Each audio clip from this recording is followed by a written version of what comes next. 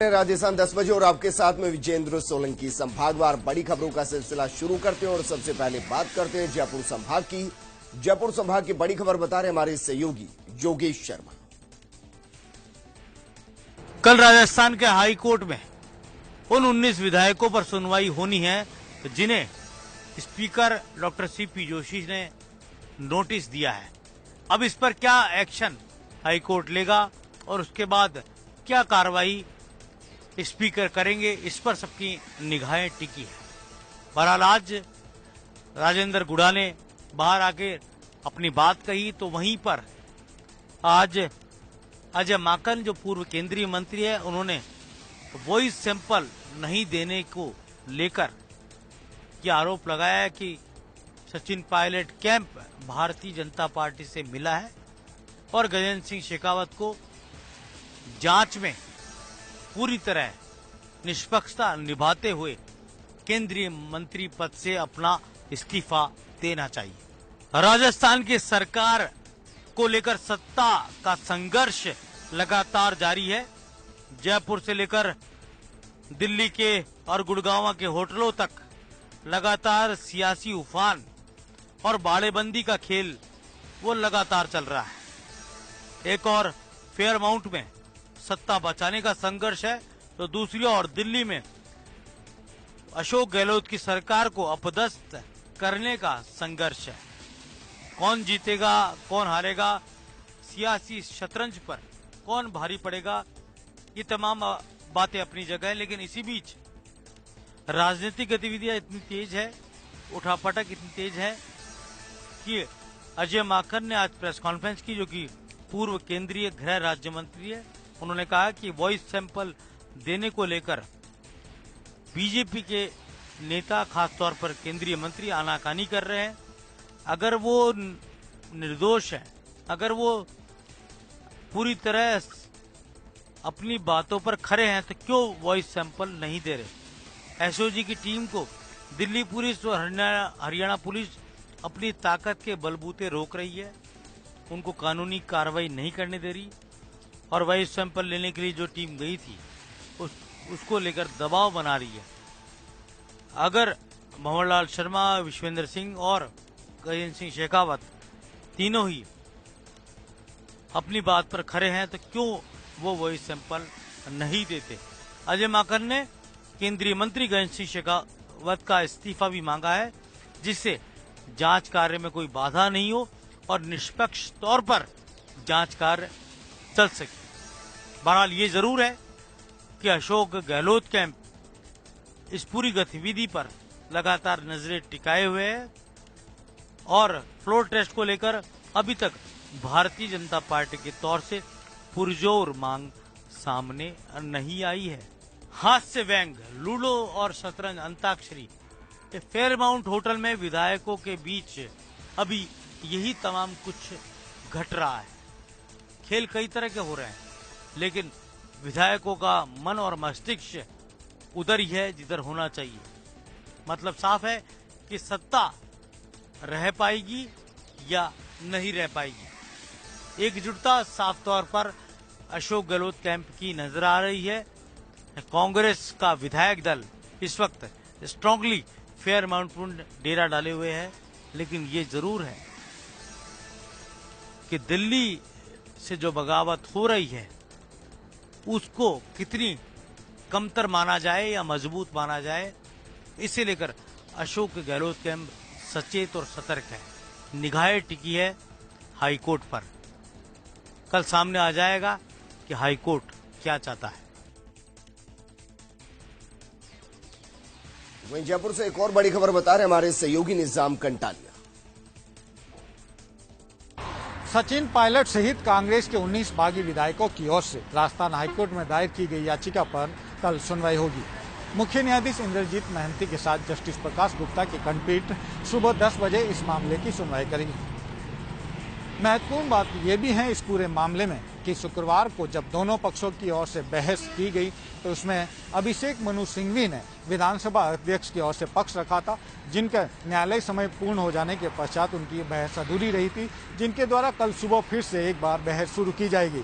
इस पूरे मामले में जहां एक और सचिन पायलट ग्रुप के अधिवक्ताओं की ओर से कहा गया कि जो नोटिस दिया गया है वो नोटिस अनुसूची 10 के प्रावधानों के तहत नहीं है, क्योंकि ये सदन से बाहर की कार्रवाई है जिसमें विधानसभा अध्यक्ष हस्तक्षेप नहीं कर सकते हैं और ये पूरी तरह एक पार्टी के अंदरूनी मामला है जो कि विधायकों ने अपनी फ्रीडम ऑफ स्पीच के तहत अपने नेतृत्व को लेकर अपने हाईकमान के सामने आवाज उठाई थी। वहीं दूसरी तरफ जो विधानसभा अध्यक्ष है उनकी तरफ से जो जवाब पेश किया गया उसमें साफ तौर से कहा गया है कि ये जो मामला है पूरी तरह से विधानसभा अध्यक्ष के क्षेत्राधिकार का है और उन्होंने अनुसूची 10 के तहत ही ये नोटिस जारी किया है और कोर्ट जो है विधानसभा अध्यक्ष की कार्रवाई के मामले में इंटरफेयर नहीं कर सकता। तीसरा पक्ष जो इस मामले में महेश जोशी की ओर से एप्लीकेशन दायर की गई थी, महेश जोशी की एप्लीकेशन को कोर्ट ने स्वीकार कर लिया था, जिससे उनके साथ ही उन्होंने स्वीकार करते हुए जब उनको जवाब देने के लिए समय दिया गया, शनिवार की शाम 6 बजे तक उनकी ओर से भी जवाब पेश कर दिया गया।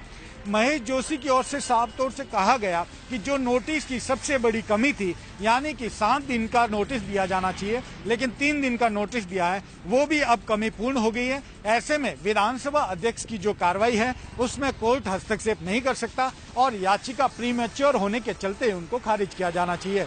इस पूरे बहस के बाद अब सोमवार यानी कि कल सुबह 10 बजे इस मामले में राजस्थान हाईकोर्ट सुनवाई करेगा। सभी की निगाहें अब राजस्थान हाईकोर्ट के अंतिम फैसले पर रहेगी कि आखिर इस पूरे मामले में सचिन पायलट ग्रुप के जो विधायक हैं उनको राहत मिलती है या फिर विधानसभा अध्यक्ष जो कि एक तरह से कह सकते हैं सरकार का पक्ष भी है उनको राहत मिलती है और उनके क्षेत्राधिकार मानते हुए कोर्ट याचिकाओं को खारिज कर देती है। कुछ भी हो, दोनों ही मामलों में अगर कोई भी जैसा कि अंदेशा है सभी को कि कानूनी जानकार भी मानते हैं कि किसी के भी पक्ष में अगर फैसला आता है दोनों ही पक्ष सीधे सुप्रीम कोर्ट का रुख कर सकते हैं। और अब रुक करते हैं भरतपुर संभाग का, यहाँ की बड़ी खबर बता रहे हमारे सहयोगी दीपक लवानिया। राजस्थान में चल रहे सियासी घटनाक्रम को लेकर भरतपुर में भी राजनीतिक हलचल शुरू हो गई है। आज जहां कांग्रेसियों ने बैठक आयोजित कर एकजुटता दिखाने का प्रयास किया, तो वहीं कांग्रेस की सहयोगी राष्ट्रीय लोकदल ने भी बैठक आयोजित कर कांग्रेस का इस शह और मात के खेल में पूरा साथ देने का प्रस्ताव लिया है। मथुरा रोड स्थित श्री राम मैरिज होम में कांग्रेस कार्यकर्ताओं की बैठक आयोजित हुई, जहां नए पीसीसी अध्यक्ष गोविंद डोटासरा की नियुक्ति पर कांग्रेसियों ने खुशी जताई। साथ ही 3 प्रस्ताव भी बैठक में लिए गए। पार्षद सतीश सोगरवाल ने बताया कि बैठक में प्रस्ताव लिए गए कि भरतपुर को एनसीआर का लाभ दिलाया जाए, साथ ही ड्रेनेज सिस्टम में सुधार व गुड़गावा कैनाल को पानी लाने की मांग रखी है। कांग्रेस की बैठक में पार्षद व पूर्व शहर अध्यक्ष संजय शुक्ला, दाऊदयाल जोशी, मनोज शर्मा, अशोक लवानिया, भगवत कटारा, पूर्व शहर अध्यक्ष रमेश पाठक आदि मौजूद रहे। इधर दूसरी ओर मिलन मैरिज गार्डन में राष्ट्रीय लोकदल की बैठक जिला अध्यक्ष संतोष फौजदार की अध्यक्षता में आयोजित हुई और बैठक में प्रस्ताव लिया गया कि राज्य में चल रहे सियासी घटनाक्रम में राष्ट्रीय लोकदल कांग्रेस का पूरा साथ देगी। राष्ट्रीय लोकदल के जिलाध्यक्ष संतोष फौजदार ने बताया कि भाजपा करोड़ों रुपया खर्च कर सरकार गिराने का प्रयास कर रही है, लेकिन राजस्थान के मुख्यमंत्री अशोक गहलोत ने भाजपा के इन मंसूबों पर पूरी तरह से पानी फेर दिया है। और अब रुक करते हैं कोटा संभाग का, यहाँ की बड़ी खबर बता रहे हमारे सहयोगी भवर एस चारण। बीते 2 दिनों में ही कोरोना संक्रमण के 100 नए मामले सामने आने के साथ ही कुल संक्रमितों का आंकड़ा 1000 के पार पहुंचने के बाद कोटा में एक बार फिर से कोरोना विस्फोट के हालात बनते जा रहे हैं। सियासी उठापटक के बीच लगातार जयपुर प्रवास पर चल रहे विदेश मंत्री शांति धारीवाल ने भी आज गृहनगर कोटा के हालातों की समीक्षा की है और कोटा में प्लाज्मा थेरेपी से कोरोना का उपचार करने की स्वीकृति मिलने के बाद धारीवाल ने डोनर से भी आगे आकर के प्लाज्मा डोनेट करने की अपील की है। इस बीच शाम को ही कांग्रेस समर्थित संगठन हाड़ौती विकास मोर्चा के कार्यकर्ता एमबीएस अस्पताल के अधीक्षक डॉक्टर नवीन सक्सेना के पास पहुंच गए और सक्सेना को 1.5 से 2 दर्जन प्लाज्मा डोनर्स की सूची सौंप डाली। सक्सेना ने कहा है कि फिलहाल जो भी डोनर सामने आ रहे हैं उनका पहले कोरोना टेस्ट कराया जाएगा और बाद में उनका प्लाज्मा दिया जाएगा। मेडिकल कॉलेज को प्लाज्मा थेरेपी के लिए परमिशन मिली है। प्लाज्मा कलेक्शन की परमिशन तो हमारे ब्लड बैंक में एमबीएस में पहले से ही थी। जो हाड़ौती विकास मोर्चा के राजेंद्र सांखला ये मुहिम चालू करी है, आज मुझे पता चला करीबन 25 एक व्यक्ति इन्होंने तैयार किए हैं। कल एक पहला बैच आपसे अभी बात हुई है कि कल वो आएंगे और उसमें डॉक्टर साकेत गोयल भी होंगे। उनका पहले हम कोरोना टेस्ट कराएंगे। आपको बता दें कि जयपुर और जोधपुर के बाद प्लाज्मा थेरेपी से कोरोना मरीजों का उपचार करने वाला मेडिकल कॉलेज कोटा राजस्थान का तीसरा शहर है और प्लाज्मा थेरेपी के बारे में भी दावा किया जा रहा है कि इस थेरेपी के अभी तक के परिणाम करीब सटीक साबित हुए हैं। ऐसे में कोटा में भी प्लाज्मा थेरेपी से कोरोना का उपचार शुरू करने को लेकर के उत्साह का माहौल बना हुआ है। और अब रुक करते हैं जोधपुर संभाग का। यहाँ की बड़ी खबर बता रहे हमारे सहयोगी राजीव कौर। कोरोना का संकट जोधपुर में लगातार गहराता जा रहा है। आज के दिन की बात करें तो जो 3 लोगों की मौत हुई है उनकी रिपोर्ट पॉजिटिव आई है। जोधपुर में अब तक 4,667 से अधिक लोग कोरोना पॉजिटिव पाए जा चुके हैं। जोधपुर के करवर थाना क्षेत्र में एक महिला ने आत्महत्या की। बाद में जब जांच कराई तो पता लगा कि वह पॉजिटिव थी। यही नहीं, जिस तरीके से लूनी क्षेत्र में एक व्यक्ति ने ट्रेन से कटकर जान दे दी, जब उसका चेकअप कराया तो वह भी कोरोना पॉजिटिव निकला। इसी तरह जोधपुर के टाउन हॉल के बाहर एक व्यक्ति घायल हो गया था, अस्पताल में मौत हो गई और जब चेक कराया तो वह कोरोना पॉजिटिव पाया गया। कुल मिलाकर के अब तक जोधपुर में 81 लोगों की मौत कोरोना पॉजिटिव आने के साथ हुई है। और उधर लगातार जिस तरीके से रोगी बढ़ रहे हैं, सैंपल लिए जा रहे हैं, लगातार जांचें हो रही है, उसको कहीं न कहीं सकारात्मक रूप से भी देखा जा रहा है कि जितनी अधिक जांचें होंगी उतने अधिक मरीज बाहर आएंगे तो उनका इलाज हो पाएगा और कहीं न कहीं राहत भी मिल सकेगी। जोधपुर के जिला कलेक्टर इंद्रजीत सिंह लगातार खुद मॉनिटरिंग कर रहे हैं और यही कोशिश कर रहे हैं कि जितने ज्यादा सैंपल लिए जाएंगे उतने अधिक लोगों की जांच होने के बाद में कम से कम कोरोना को, जोधपुर को कोरोना से मुक्त किया जा सकेगा। रुक करते हैं बीकानेर संभाग का। यहाँ की बड़ी खबर बता रहे हमारे सहयोगी संजय पारीक। बीकानेर में लगातार कोरोना मरीजों की संख्या बढ़ती जा रही है। आज 72 मरीज कोरोना पॉजिटिव आए।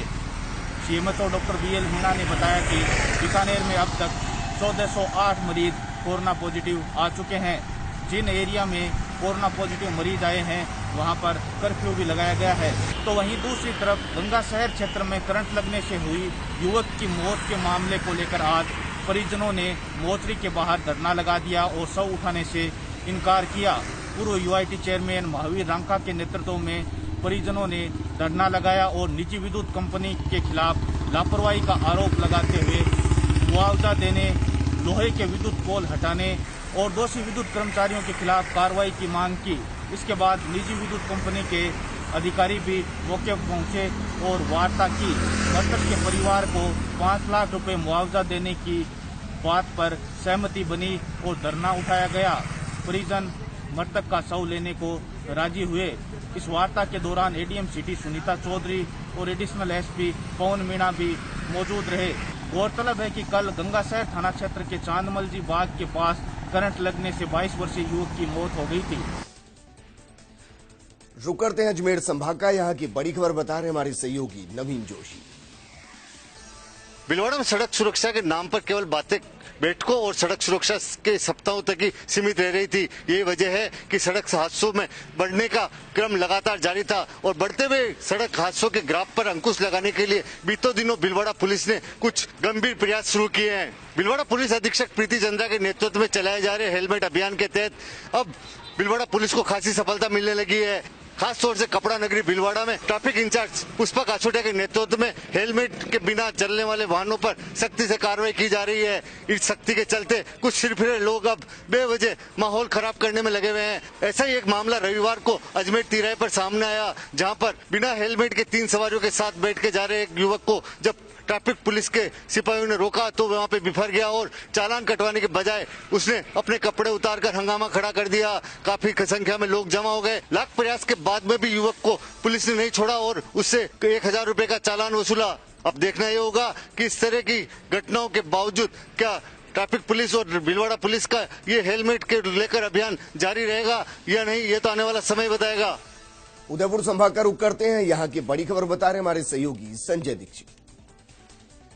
प्रतापगढ़ जिले में कोरोना संक्रमण का ग्राफ बढ़ता जा रहा है। आज एक कोरोना संक्रमित की मौत होने और 2 नए पॉजिटिव होने के बाद अब कोरोना संक्रमित का आंकड़ा 157 तक पहुंच गया है। साथ ही जिले में आज एक एम्बुलेंस और पिकअप में जोरदार भिड़ंत हुई, जिसमें पिकअप चालक और एम्बुलेंस पायलट सहित 8 लोग गंभीर रूप से जख्मी हो गए। प्रतापगढ़ में कोरोना का ग्राफ लगातार बढ़ता जा रहा है। बीते दिनों जेल में कोरोना के विस्फोट के बाद लगातार जो कोरोना संक्रमित हैं वो बढ़ते जा रहे हैं। आज छोटी सादड़ी सब जेल में एक व्यक्ति कोरोना संक्रमित पाया गया। साथ ही शहर के एरियापति रोड पर एक महिला की रिपोर्ट कोरोना पॉजिटिव आई है। इस तरह जिले में कुल कोरोना संक्रमितों की संख्या 157 तक जा पहुंची है और इनमें से 2 की अभी तक मौत हो चुकी है। हालांकि इसमें से 112 रिकवर हो चुके हैं। राहत की बात यह रही कि आज 789 सैंपलों की रिपोर्ट आई थी, जिसमें केवल 2 कोरोना संक्रमित पाए गए। कुल मिलाकर जिले में जो कोरोना संक्रमण की स्थिति है उसको लेकर स्वास्थ्य विभाग पूरी सतर्कता बरत रहा है। इसी के साथ आज दुर्घटना की सूचना मिलने पर प्रतापगढ़ से 108 एम्बुलेंस देवाग माता की ओर जा रही थी। तभी हनुमान घाटी के निकट सामने से आ रहा एक पिकअप वाहन और एम्बुलेंस में जोरदार भिड़ंत हो गई, जिसमें पिकअप चालक और एम्बुलेंस का जो पायलट था मनोहर लाल धोबी उस सहित लगभग 8 व्यक्ति घायल हो गए। सभी घायलों को निजी एम्बुलेंस से जिला चिकित्सालय लाया गया, जहां पर इनका उपचार किया जा रहा है। बताया जा रहा है कि सभी जो ये घायल है यह भी देवाग माता से दर्शन कर लौट अपने गांव चरी टापरी लौट रहे थे। बुलेटिन में खबरों का सिलसिला लगातार जारी है, लेकिन यहां रुकी